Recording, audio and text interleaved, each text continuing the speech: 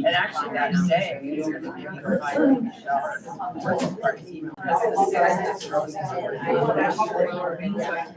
so I know we're back.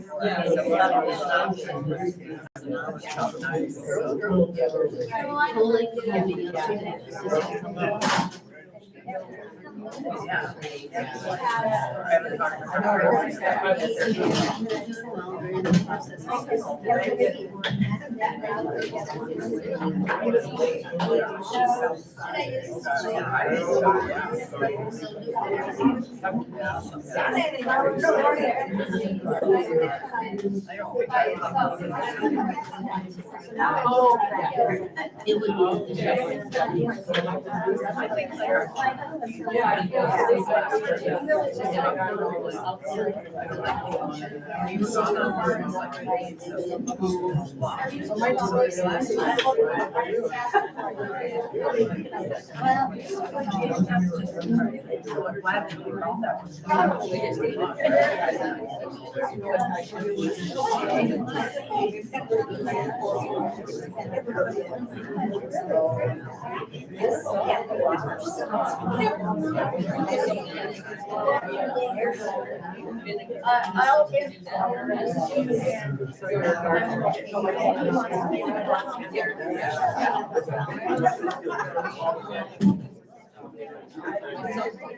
Welcome.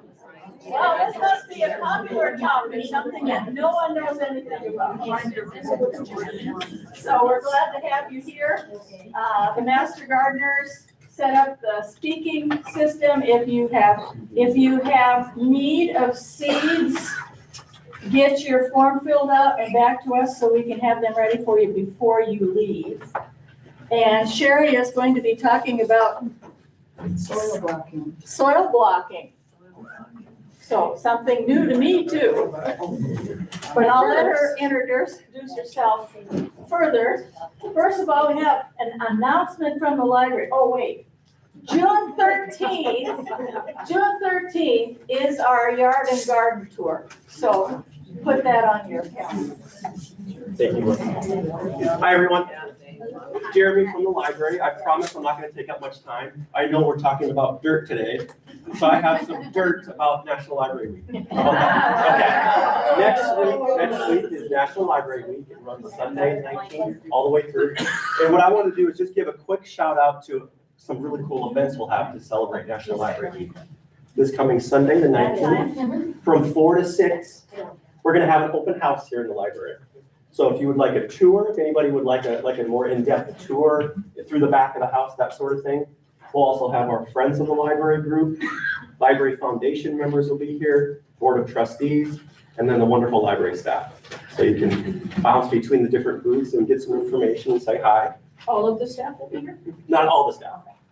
Just Two one of us, a schedule. couple of us, yeah. And then at 6 o'clock Sunday, we're going to be showing a documentary called The Librarians. If anybody's heard of that, we're going to be showing that in here. So if you're interested, 6 o'clock, free, come on in. Okay. And then we all love live music, I presume, correct? So all next week, Monday through Friday, we're going to be having some live music here at the library. So we have two guitarists, we have two piano players and a ukulele player over the noon hour. They're just going to be out here just playing light elevator music. So if you want to just pop in, say hi, bring your lunch, sit down, well, more than welcome. And then we have an adult craft on Tuesday night at 6 p.m. It's a paint by number. It's more than what we did when we were kids. Do you remember the paint by number? It's more of an intricate, detailed paint by number. So you can sign up at the desk. And then before we move on, I promise I'm almost done. Next, so that Saturday, the 25th, author Alan Eskins, if anybody's ever read any of his books, he'll be here. He's donating his time to come speak to us. He'll have some books for sale, and he'll sign your copies if you're interested. I'm going to leave some National Library Week flyers on that table. Okay, thank you very much. Sounds interesting.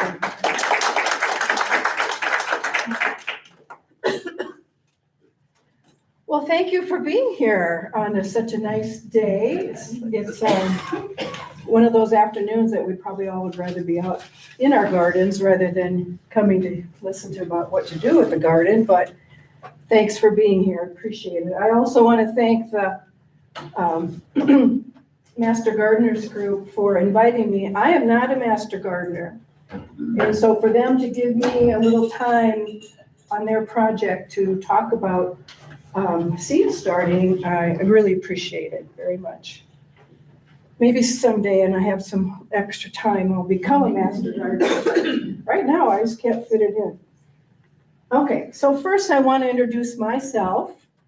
My name is Sherri Rodgers-Conti, and I'm the owner, planter, digger, waterer, weeder, and chief at Twin Silos Flower Farm. And this was my first year of flower farming in 23. I thought I had it licked, let me tell you. And a week later, I had hail and a few, and then rabbits. And then about a month later, I had grasshoppers invade. So things kind of went downhill from there that first year, and I still had a bumper crop of flowers, so that was nice. Okay, so as I mentioned, Twin Silos Flower Farm, and the biggest question I ever get is, where is it? It's 1 mile north of Utica. So if you go on 435th, that goes from the marina all the way up to Highway 46, you go right past our place. So when you get to that wonky little intersection in Utica, as you go north, you'll see the 2 twin silos, and that's where I am. This winter, the top of the right silo blew off, so it doesn't look this beautiful anymore, but the silo's still there, it just doesn't have its little white top. So in 2022, when I was still working full-time, I decided I wanted to be a flower farmer after I retired, and so I spent a lot of time learning, because there's a difference between being a flower grower in your backyard and being a flower farmer. And so I did a lot of learning that winter. And so some of what I learned is soil blocking that I'll share with you today.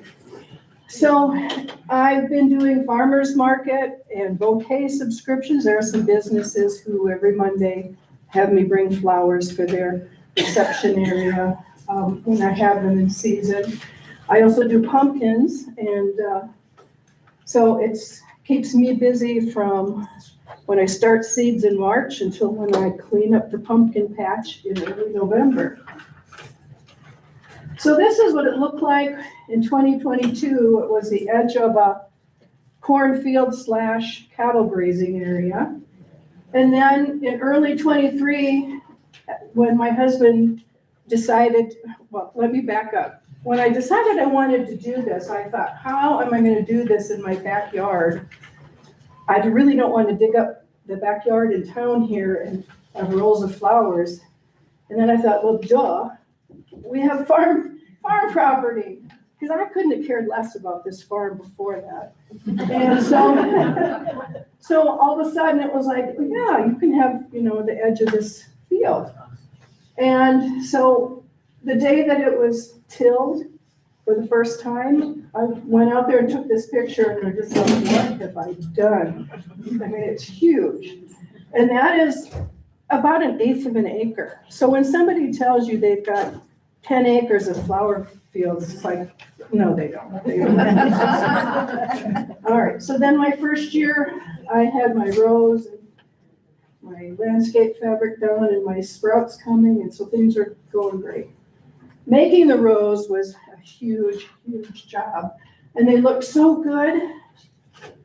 Over the last 3 years, they sort of they're not as raised beds as they used to be. So this spring, actually yesterday, I was out there and I'm trying to build them back up a little bit. Then I got myself a shed, which is now blue, and that's been really nice to have my stuff right next to the flower field. So, how many of us start seeds ourselves at home rather than go to the nursery and buy them already started? How many of us start our own seeds? Not as many as I thought. You've got cell trays. pots. Some people take a big tray, just sort of sprinkle seeds on there, and then they get their sprouts up. I do all of those as well. But I also do, as I mentioned, when I took my flower farming course, I learned about soil blocking. And so most of my seeds are started with soil blocks. So as my little sign says, I'm still playing with blocks. So what is it? Well, you make cubes of dirt with this little contraption called a soil blocker. And you can see that all these little cubes on the tray, each cube can handle one seed. So on a tray, like in the center, you can get 100 seeds on a tray. There are 20 little blocks in a soil blocker. So they're about the size, as you can see, of like a sugar cube. So they're not very big. So a big question I get is, well, your seeds start, how do they keep growing if they only have this much soil?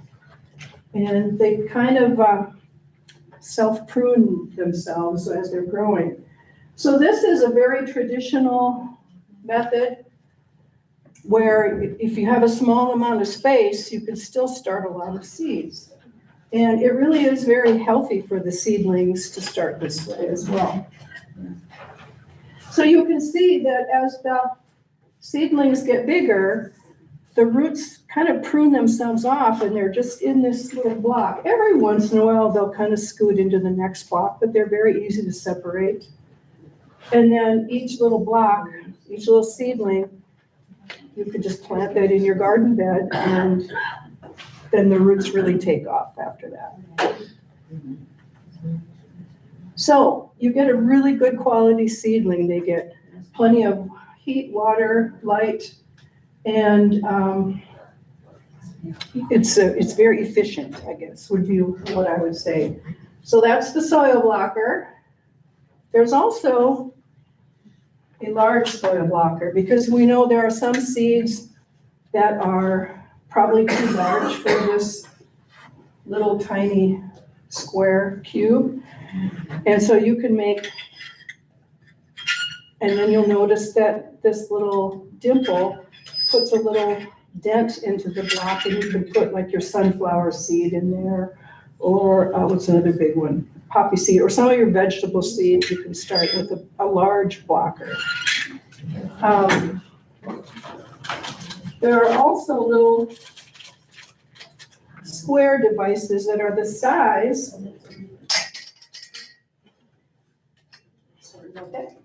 They're the size of the soil cube, but if you were to put it in your soil blocker, you could make a big block that your small cube, when it gets to that stage that I just showed you, you could plop that into a bigger block if you wanted to and grow it a little larger before you plant it out. Let's say the weather prevents you from planting it out when your sprout's about 3 inches high. You can make a big block with a blocker attachment and then just stick your block in there. But I would say 98% of the time I'm using the 20 small little blocker size. Okay, so what supplies do you need to soil block? Because you do have to have some special equipment. First of all, you have to make the blocks. You can't just use any dirt. You need to use like a compost. And so this is the compost that I have found to be the best, and it's the one that most flower farmers that I've followed recommend. You can order it at several different gardening sites. Gardenersupply.com has it. I think it's just gardeners.com. And the Gardener's Workshop has that. I think Johnny's Seeds might also sell it, but you can Google this and probably come up with places, but I've never seen it for sale like around here. Some people swear that you can use Pro Mix, which is sort of like it's compressed, and so when you undo it, it's sort of like a mix of dirt and some looser fiber kind of things, because you need some of that loose fiber, which is why the compost works well. Some people use this cocoa core, which is also very compressed. This is as hard as a brick, but when you put it in water, it softens up, loosens up, and it's basically a brick of fibrous kind of composty dirt. So you need the special kind of dirt. That's step one. Step two, you need to mix that dirt with a nutrient powder, and it is made of green sand and rock phosphate. But you can buy this already made at a company called the Gardener's Workshop. And I really recommend that you check out their website. She's got videos and classes. That's where I took my flower farming class online, and she's got things for sale, and she does demos all the time. It's really a great source. So you've got some nutrient that you're going to add in, and I'll demonstrate that in a little bit. Then you need to have a measure, and I use a 2-quart measuring cup. You need to have a big bin to mix this all in, and a big spoon to stir it up. And then, of course, you need to have a place to put your soil blocks. And so, again, during my online class, the perfect thing is these windowsill flower pot holders. And so they're the right, perfect size, as you can see, for 5 blocks of 20 cubes. And they're, nice and lightweight. You can put them on a heat mat, you can, water them, they're perfect. And so these are for sale also at the Gardener's Workshop. So those are the supplies, plus you need to have heat mats, because when you first get your soil blocks and you put 1 seed in each block, then you need to put them on a heat mat to get the sprouting started. And then once they've sprouted, then you put them under grow lights. So those 2 things are in fact, this is a ping pong table. It's never going to see ping pong again. Because I've got my heat mats on that side, but this is the side where I do all of my mixing and making of the soil blocks. And then right behind here is where my grow lights are. So I've got a room downstairs just dedicated to growing seeds. I have the opening blocked off so it stays nice and toasty in there, and works out really well. So potting mix is loose and crumbly, and it's not going to hold together for your soil blocks. So you have to have something a little bit more binding. So it can't have any vermiculite in it, it can't have any perlite. And as we know, a lot of potting mixes have those things in them. You can't just use any old potting mix. So first we want to start with our cool season hardy annuals, because they can be planted out sooner. So those seeds, like I've already started some of these seeds at home, snapdragons, for example, are a good cool season plant. And then basically you could give yourself about 4 to 6 weeks from when you start your seeds until when you want to plant them out. So if you look at your calendar and count backwards, you know when to start your seeds. And so the warm season annuals like my zinnias and a lot of those other flowers, I will start actually probably starting next week. I'll start some of those. Okay, so we're going to make the soil mix. So You get this compost. Forgot to say you have to have a bucket. I also use a sifter that just fits right on top of the bucket. Guess where I got it? The gardener's workshop. Fits right on there. So you take some of your compost.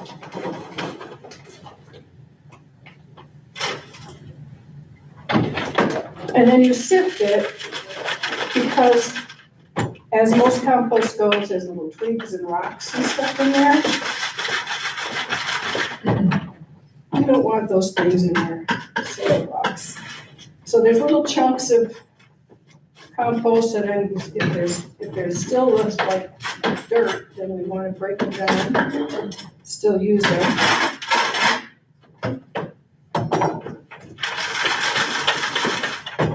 So then,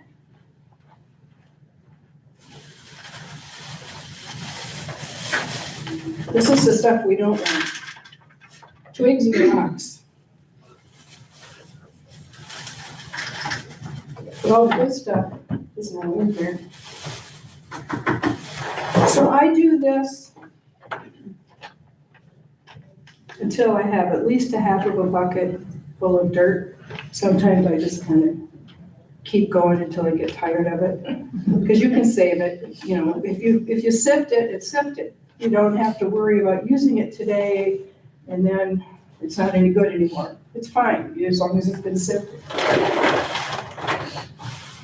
So then, the ratio, well, that's making the soil mix. Any questions on this? So then we're gonna make the actual dirt that makes the blocks. So we use a ratio of 3 to 1. So I'm going to use 3.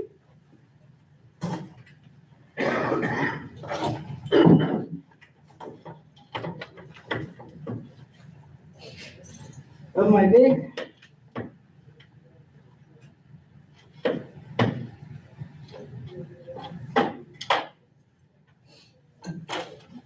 one. And this is the mixture that if you guys want to try to make some soil blocks, make them out of this. It's 2.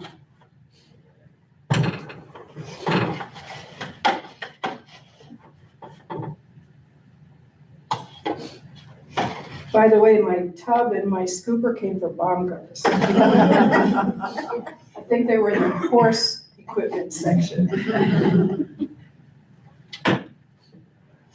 Okay, so I've got my 3 scoops of dirt.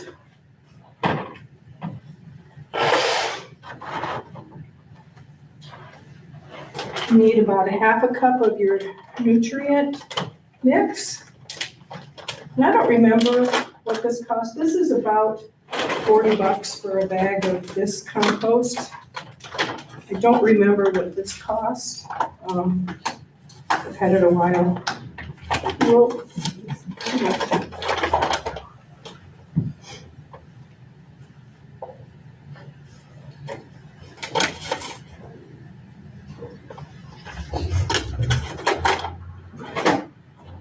stir that up. It doesn't have to be perfect. You're going to stir it some more once you add water. But you can see why you need a big bin. And I like this one because it's kind of wide. If I just had a pail like this, I think it'd be too dense. But this way I can do this. So then I'm going to take the same amount of water. Now what I found is sometimes I don't need the whole thing of water. Sometimes I need a little more. You just kind of have to see, but I'll pour most of this in. And stir it up. Try to get it incorporated.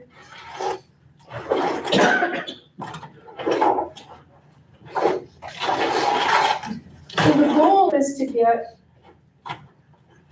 it's damp enough where, you know how if you pick up a clod of dirt and you kind of press it together and it sticks together? But you don't want it dripping wet either. So there's a happy medium in here. And this might, it's a little dry, it's still a little bit dry.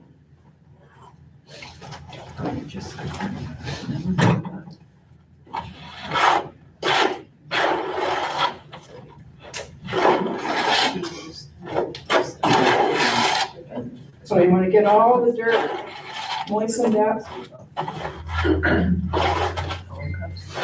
Shouldn't call it dirt, it's not dirt, it's soil. Okay. Now, I don't want to get my hand dirty, but typically at this point I would pick it up and just see if it's going to hold together or not. You can kind of see here about what consistency it needs to be. After we try to make our first block, you can also kind of tell then if this is going to stick together or not. Okay, so we're going to take our handy dandy soil blocker. I couldn't believe it when I saw Lisa on the Gardener's Workshop do this with no gloves. I thought, how in the world is she not getting her hands dirty? Possible. So you want to get this little blocker, you press down into the soil, you want to get it filled. However, there is some extra there that we want to scrape off so that it fits flat on the tray. Okay, everybody see that? And then you just use the little pressing device. Now, looks like it fell apart just a little bit. But they're pretty good. So I might add just a little more water.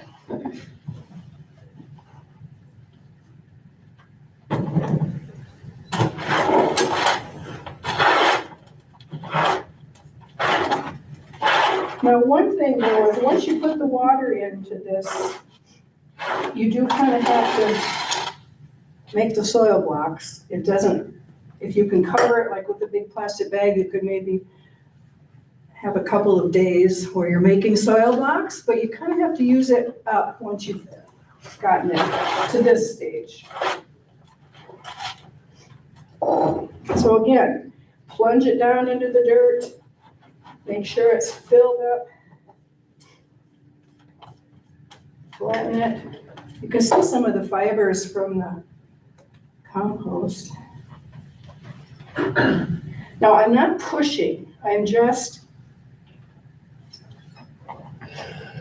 actually more pulling up this little lever than I am pushing. So that one, it looks better. So that's how you make a soil block. And I would keep going until I had trays and trays and trays filled with blocks. And the last time I made that, I thought, how many blocks can I make out of one batch? And I made 6 trays worth, 600 seeds I could plant with one batch of my soil. So once you make the blocks like that, do you have to plant them or can you cover them with a bag and plant them? Yeah. This tray here are from my last batch that I made about a week and a half ago, but I've kept them covered and off of a heat mat, and so they've stayed just fine. So I could use them. So then, of course, as I said, each block gets 1 seed. Some seeds are easier to plant than others in these tiny little cubes.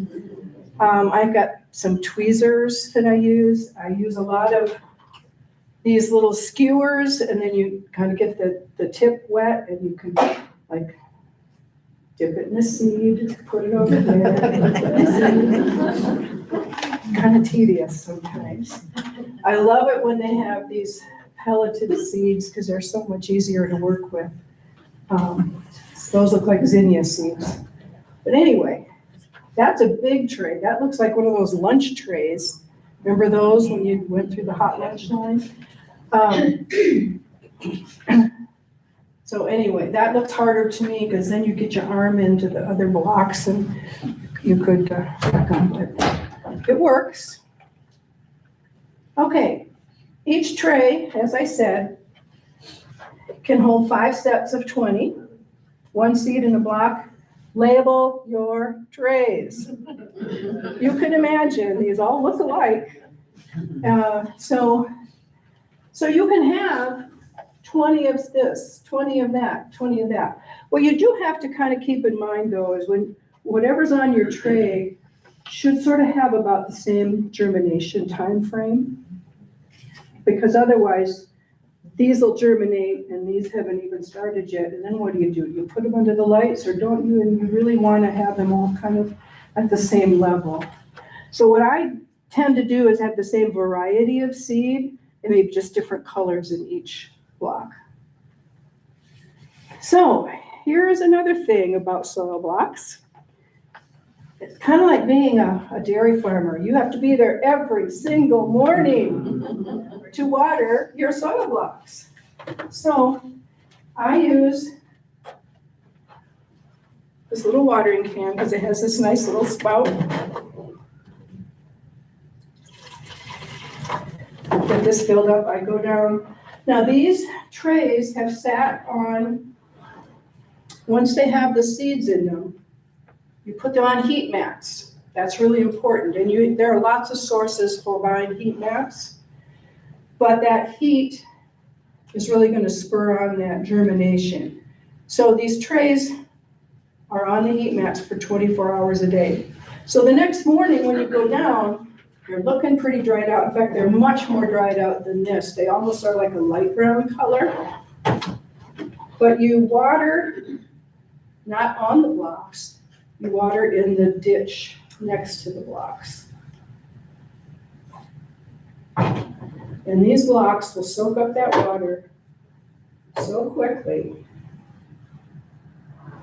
And when they're no longer soaking up water, then you're done watering. You don't want them to sit in water, extra water. So sometimes if I pour too much water in and then they've soaked up all they can soak up and there's still water around the edges, I'll pour that off.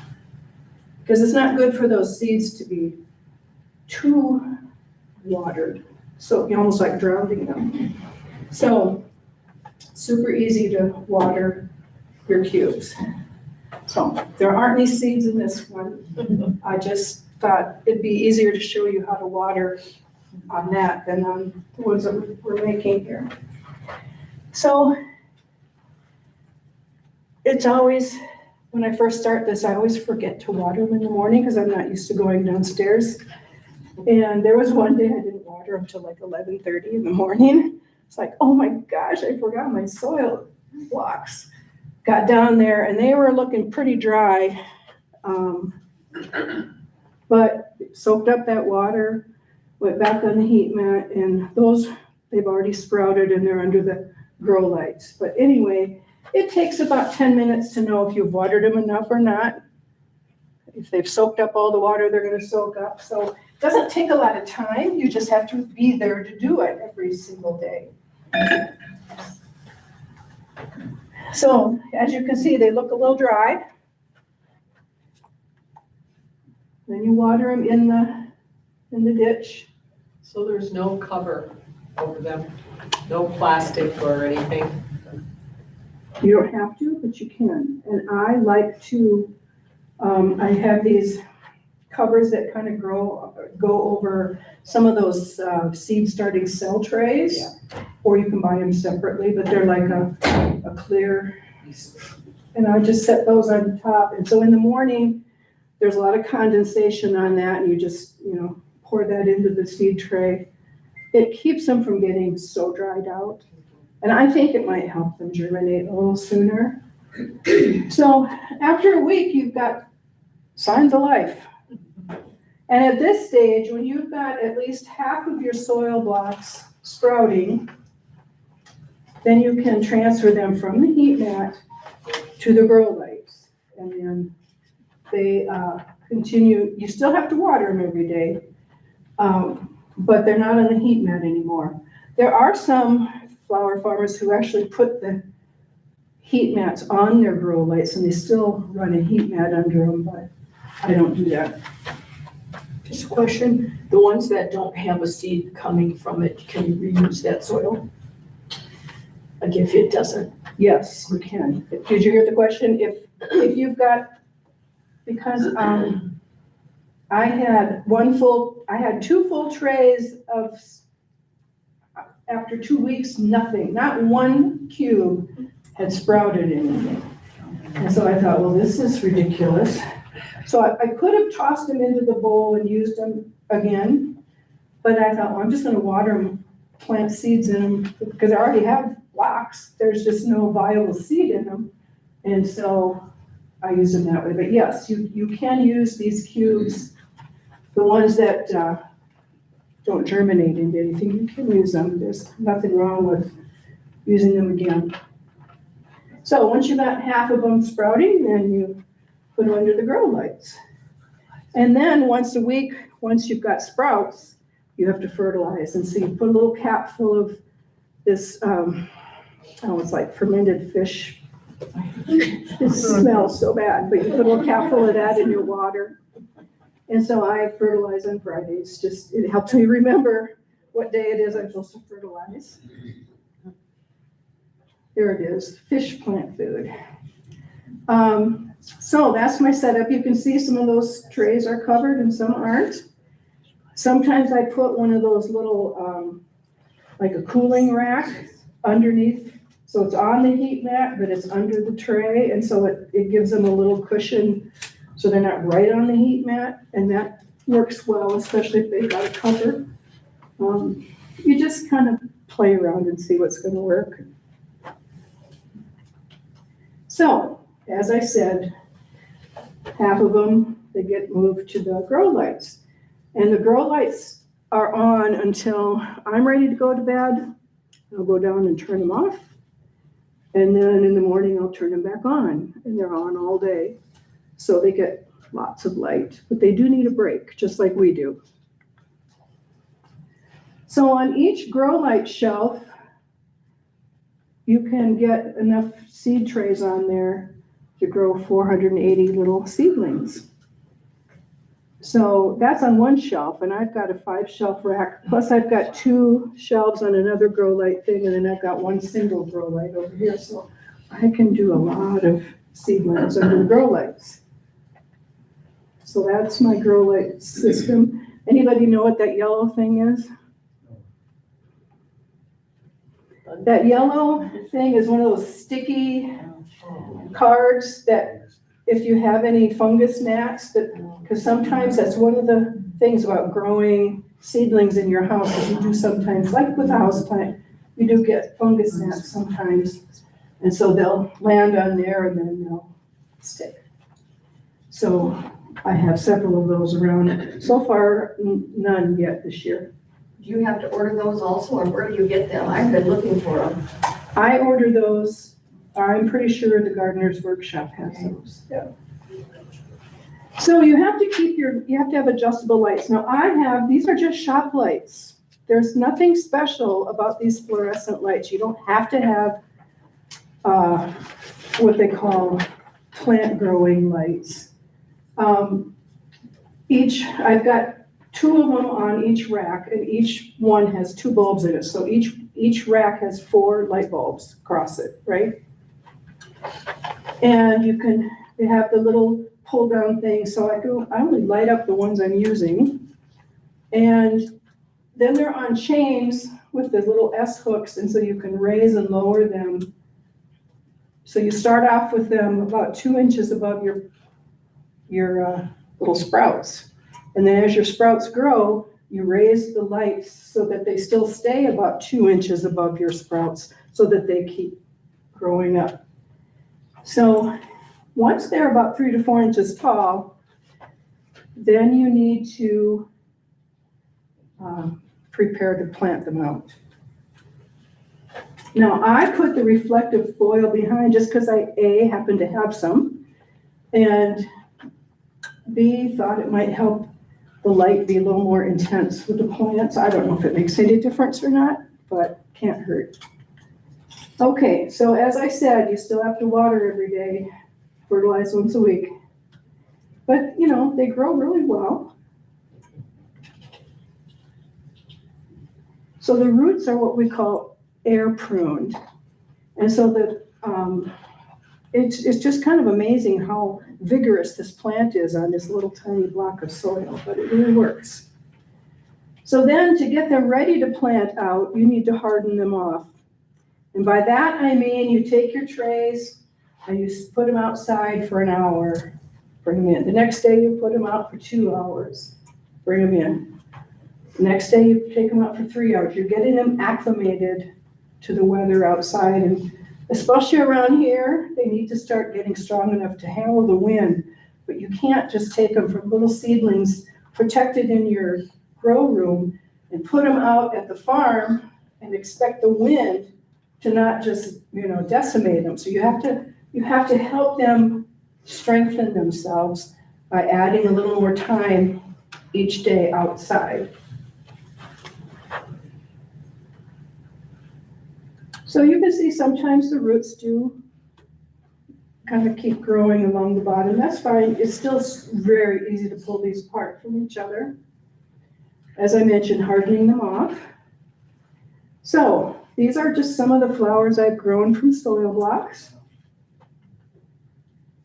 I go to the farmer's market, and as I mentioned, I also do pumpkins. So, questions anybody has? Every flower farmer must have a vanity picture with their flowers. I gotta update mine. I'm 3 years old. Anyway, I would be happy to answer any questions. So you don't ever put the blocks in bigger pots and upsize, you just keep him in those little soil blocks till you plant them? Yeah, right. For those I do. Now, with dahlias, that's a different story. I'm starting the tubers and then I'll cut the sprouts and root the sprouts and put them in pots, and that's a whole different ballgame.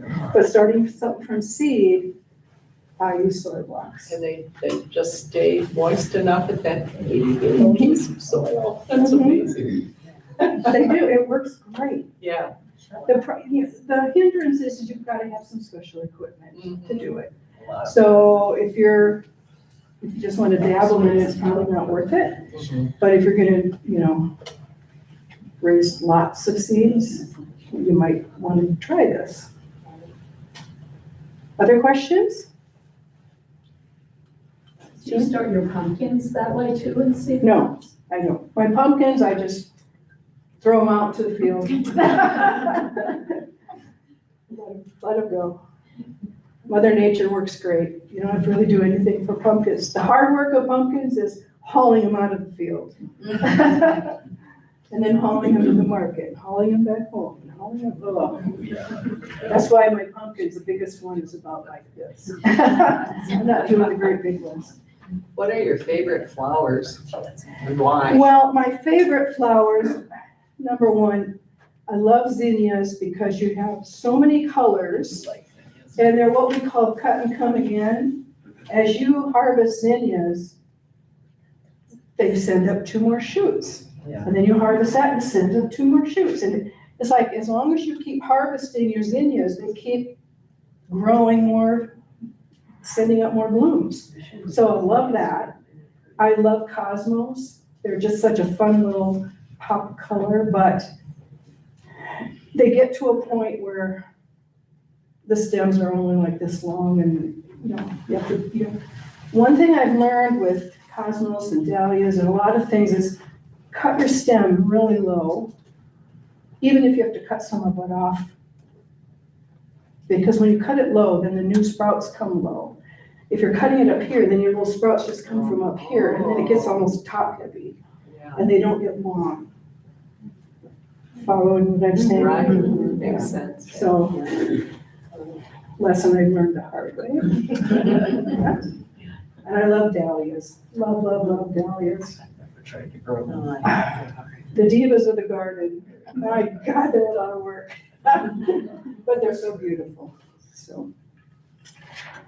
So, I have soil here ready. I've got a soil blocker plus Coral is lending us her soil blocker.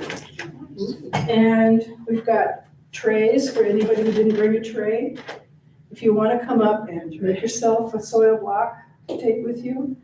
But remember that it's not really going to do much good for you if you don't follow the other steps of making sure it's warm, watered every day, lights. Yeah. In fact, while it's on the heat mat, just the ceiling lights are on, so it still gets light all the time. It just needs more heat than anything. So, but you're welcome to come up and make some soil blocks. And I even have a few seeds. This is my little seed tray. Where I take the seeds and I put them onto the blocks in here. I got labels. If